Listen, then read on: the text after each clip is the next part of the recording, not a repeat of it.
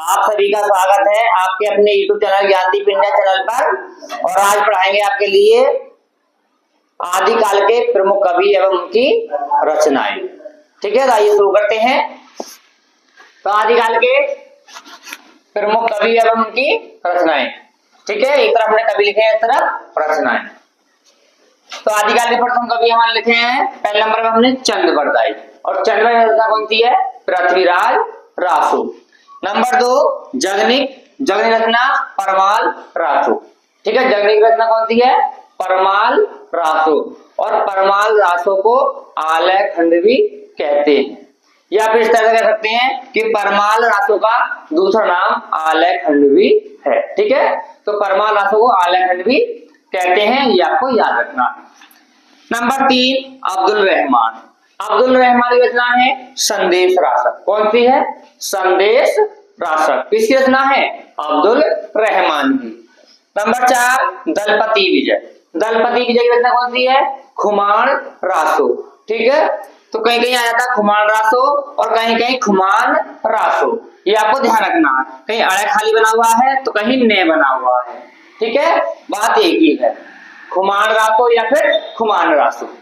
Number 5 नल सिंह। ठीक है, तो नल सिंह रचना है विजयपाल रासो। कौन सी है?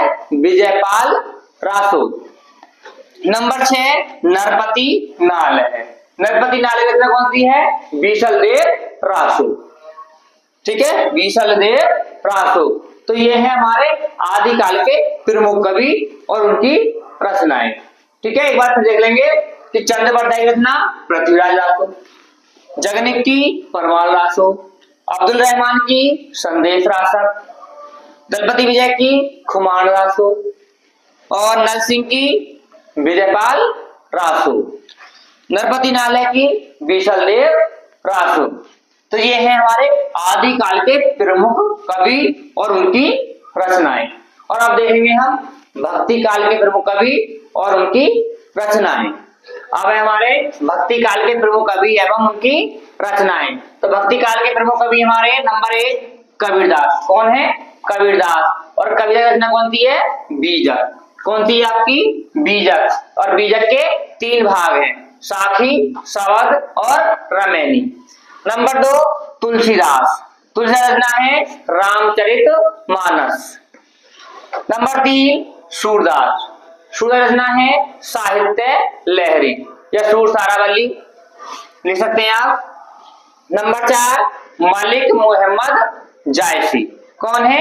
मलिक मोहम्मद जायसी। तो कहीं कहीं मलिक मोहम्मद को मोहम्मद भी लिखा हुआ होता है, तो वो भी सही है। ठीक है, मलिक मोहम्मद जायसी, लेकिन शुद्ध जो आपका मोहम्मद है। और इनका जो शॉर्ट में नाम है वो इनको जायसी कहते हैं। क्या कहते हैं? जायसी।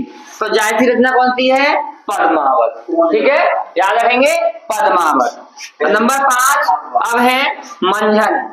याद रखेंगे मंझन। मंझन की रचना है मधुमालती। कौन सी है? मधुमालती। नंबर 6 कुतबन। कुतबन की रचना कौन सी है? मृगावती। याद रखेंगे कुतबन की रचना मृगावती। दोबारा देख लेंगे तो भक्ति काल के प्रमुख कवि कबीरदास, तुलसीदास, सूरदास, मलिक मोहम्मद जायसी, मंझन, कुतबन। और एक बात का और ध्यान रखना है, जितने भी आपके दास हैं वो सभी किसके हैं? भक्ति काल के हैं, एक दास को छोड़ करके। वो कौन से हैं? केशव दास। केशव दास इसके नहीं है, बाकी सभी इसके हैं। जैसे कबीरदास है, तुलसीदास है, सूरदास है, कुंभन दास है, नंददास है, परमानंद दास है, चतुर्भुज दास, ये सभी किसके हैं? हमारे भक्ति काल के हैं। लेकिन जो केशव दास हैं वो हमारे रीति काल के। ठीक है, ये हो गए हमारे भक्ति काल के प्रमुख कवि और उनकी रचनाएं। ठीक है, रचनाओं को क्या कहते हैं? कृति भी कहते हैं, इसलिए मैंने लिख दिया है।